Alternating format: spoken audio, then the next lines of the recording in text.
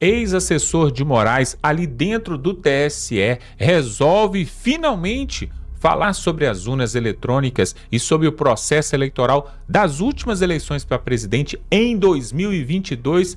E vejam só o que ele tem para falar aqui, pessoal. Em primeira mão, nós vamos trazer aqui. Olha só que absurdo, pessoal. O Brasil fica de queixo caído com mais essa bomba.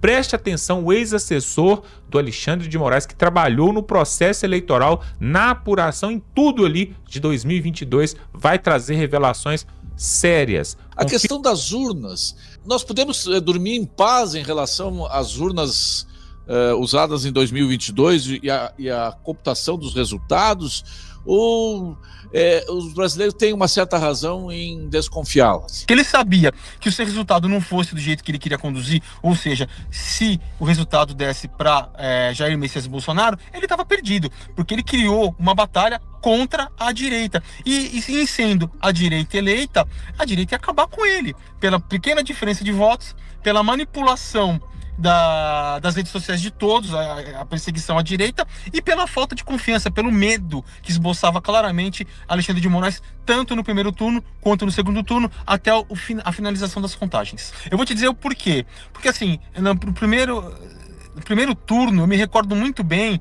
eu estava inclusive com alguns servidores, eu saí do TSE, quando se encerrou o primeiro turno, e nós fomos num bar da Heineken, desculpa a propaganda, eu não bebo, mas no próprio aeroporto de Brasília, e eu recebi uma ligação da secretária de comunicação, que era a Gisele Siqueira, pedindo pra gente ir pra lá, que o ministro tinha chamado, que tinha uma festa de comemoração, isso e aquilo, para poder ver. Então o que eu vi? Eu vi que teve uma comemoração. Nós fomos para lá, uma comemoração pela entrega do primeiro turno. Porém, o que eu percebi um pouco antes disso, que era, enquanto estava sendo apurado um pouco antes, um certo medo, o ministro ele não estava confiante. Ô, Tagliaferro, uma dúvida que todo mundo tem, tu estavas ainda que não, eventualmente não tenha passado por ti, mas tu deve ter ouvido, a questão das urnas. Nós podemos dormir em paz em relação às urnas usadas em 2022 e a computação dos resultados, ou os brasileiros têm uma certa razão em desconfiá-las? Deixa eu aproveitar e emendar uma pergunta fundamental aqui, só um minuto, que diz respeito à questão da possibilidade técnica de rastrear o código-fonte das urnas usando sistemas. Porque a informação que eu tenho é que naqueles episódios de suposta abertura do código-fonte, que as pessoas que fiscalizavam o código-fonte, uma cerimônia pública, só podiam fazê-lo no olho. Não era que o tribunal não autorizava o uso de softwares, de sistemas, para rastrear eventuais falhas no código-fonte. Procede essa informação? Bom, eu não posso te falar de urnas, dessa questão que você me falou agora, justamente porque não era da minha área. Ela tinha uma secretaria própria para isso, que era a Secretaria de Tecnologia, inclusive ficava em um prédio apartado do próprio Tribunal Superior Eleitoral, tá? Se eu não me engano, o seu secretário na época era o Júlio. Então eu nunca tive acesso a código-fonte. Quando eu cheguei no tribunal, isso já era uma conversa que já tinha se encerrado, os testes, tudo já tinham sido feitos, as urnas inclusive já estavam entregues, montadas nas próprias sessões, praticamente, ou encaminhando disso. Então eu não tive nunca qualquer tipo de contato com urna eletrônica, nem código-fonte. Mas o que eu posso te dizer é o seguinte, que se existiu uma fraude nas urnas, o que eu acho um pouco difícil e um pouco na cara, e eu vou jogar um detalhe daqui a pouco sobre o porquê que eu acho difícil também, é por questão até mesmo da diferença ser mínima de votos. E a perseguição entre um candidato e outro. E a perseguição foi clara da direita, foi muito clara. A atuação foi muito forte. O processo foi parcial. Das urnas, o processo foi viciado. Eu não sei se foi viciado das urnas. O que eu posso dizer é o seguinte... Foi viciado mesmo que não tivessem mexido nas urnas. Aí eu já vou encaminhar... A urna foi nosso menor problema, talvez. O processo como foi conduzido... Exatamente.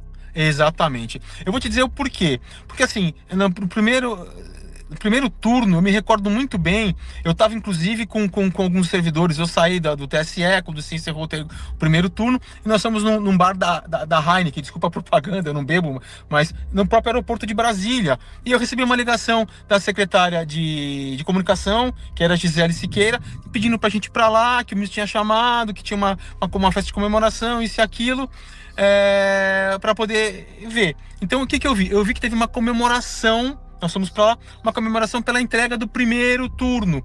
Porém, o que eu percebi um pouco antes disso, que era, enquanto estava sendo apurado um pouco antes, um certo medo, o ministro ele não estava confiante. Quando você está fraudando, uma coisa, você está confiante que aquilo vai acontecer, que você vai ter o resultado que você espera.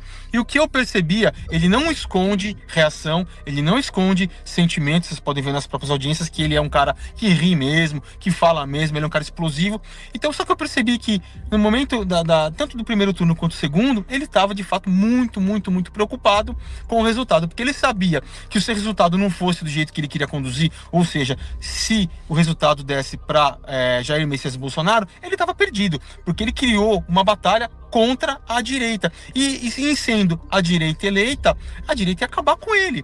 Então, o fator que eu falo que eu tenho muito dúvida, eu não acredito muito que tenha sido a urna fraudada, foi justamente pela pequena diferença de votos, pela manipulação das redes sociais de todos, a perseguição à direita, e pela falta de confiança, pelo medo que esboçava claramente Alexandre de Moraes, tanto no primeiro turno quanto no segundo turno, até a finalização das contagens. Eduardo, nós temos acompanhado as tuas denúncias aí, e elas, de alguma forma, elas reforçam aquilo que a gente já desconfiava, sabe? De que havia um gabinete paralelo, de que havia uma perseguição sistemática a um espectro apenas da política brasileira, só à direita.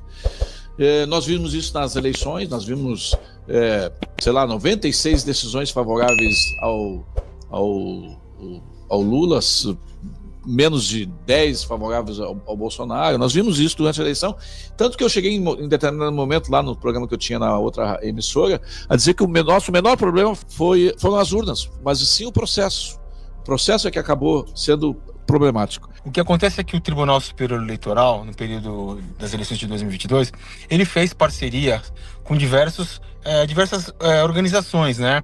Com universidades, com checadores, com outras instituições, justamente para estar monitorando as redes sociais e verificar o que tinha e o que não tinha. Eu não tinha muito familiaridade com isso, porque isso ficava com outro servidor meu, dentro do meu gabinete. Mas o que seriam essas parcerias? Eles estariam monitorando possíveis fake news de verdade, tanto de direita, quanto de esquerda, quanto de centro, na verdade, de nenhum polo político, mas sim notícias que a gente intitulava fake news. Porém, o trabalho executado por eles foi um trabalho totalmente diferente. Eles, pelo que eu vi, pelo que eu recebi na minha assessoria, eram trabalhos de monitoramento e de busca somente da direita. No período que eu fiquei dentro do Tribunal Superior Eleitoral, sequer entrou um pedido referente à esquerda. Todos. Eu sou unânime em dizer que todos os pedidos recebidos na Assessoria Especial de Enfrentamento à Desinformação eram do espectro político da direita. E desafio o Tribunal Superior Eleitoral a apresentar, confrontando com o material que eu tenho, que é de época, né, contemporâneo, que exista de fato alguma coisa de esquerda que não existiu. E outra coisa, que o processo nunca se iniciou da forma correta, pelo Ministério Público, no caso a Procuradoria-Geral Eleitoral ou a Procuradoria-Geral da República e a Polícia Federal. Na verdade, tudo se iniciava de quem jamais poderia ser iniciado, que é do magistrado, no caso o ministro. O magistrado deve ser provocado e não provocar uma ação penal. Bom, na verdade, não existia para nós diferença entre Tribunal Superior Eleitoral e Supremo Tribunal Federal. Tudo era com base em Alexandre de Moraes. Tem até uma frase que eu divulguei aí, onde o Ayrton Vieira diz o seguinte, que a gente tinha um fator comum no denominador chamado Alexandre de Moraes ministro. Então ele era do STF e do TSE e coordenava tudo. Na verdade, era tudo um único gabinete. Você se sente seguro na Itália? Você acha que existe algum risco de o governo italiano ou a justiça italiana não darem cobertura para o seu asilo político, não seria mais interessante para você ir para os Estados Unidos? O deputado Hélio Lopes ontem pediu a inclusão do seu nome, Eduardo, no Programa Federal de Assistência a Vítimas e Testemunhas Ameaçadas, pedindo que você possa ter proteção do Estado brasileiro. Eu não sei se isso é bom, né? Eu não sei se isso é bom ou é ruim, ter proteção do Estado brasileiro por conta das suas denúncias.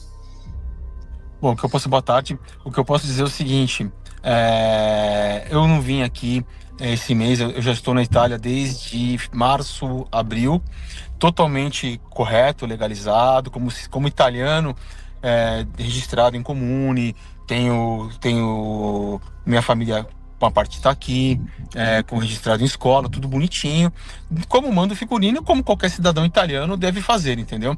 Então, eu já cheguei há um tempo atrás, óbvio que pensando em uma vida aqui e não retornar de fato para o Brasil, porque para mim hoje o Brasil, diante da situação política em que se encontra e com o ministro agindo dessa forma, se tornou um país muito difícil de morar. E graças a Deus eu tenho essa oportunidade como cidadão de estar aqui e eu fiz tudo de forma correta. Mas dizer a vocês que eu me sinto 100% seguro, na verdade, em nenhum lugar do mundo eu me sentiria 100% seguro, porque a gente não sabe quem são e o que pensam as pessoas. Em relação ao governo italiano, né, a gente nunca sabe o que pode produzir. Existe tratado, o Tratado de Roma e outros tratados na Europa, nos quais eles são bem claros. Existe a lei também do denunciante, né, que é muito bem visto aqui na Europa, onde a pessoa que faz denúncia de um crime de uma instituição ou de uma empresa privada, ele tem garantias na Europa, ele não pode ser extraditado, ele não pode ser preso, e ao contrário, ele é recompensado. Espero que, por se tratar de um crime político, o meu, diferente da Zambelli, não é um crime comum, é um crime político, a Itália veja isso com bons olhos e me acolha. A opção de não ter ido para os Estados Unidos em primeiro momento é justamente por eu ter duas cidadanias. A questão do exílio lá é uma coisa muito complicada, porque eu teria que estar sendo renegado, ou melhor, perseguido tanto pelo Brasil quanto pela Itália, o que não acontece. E acredito que isso que foi que motivou tecnicamente, ou seja, de acordo com o direito, a Zambelli sair dos Estados Unidos e vir para cá, porque a gente não tem muitos direitos lá, uma vez que nós já temos duas cidadanias e um país que nos acolha. Porém, a forma que ela fez foi um pouco diferente da minha, infelizmente ela está aí passando uma dificuldade e esperamos que isso mude.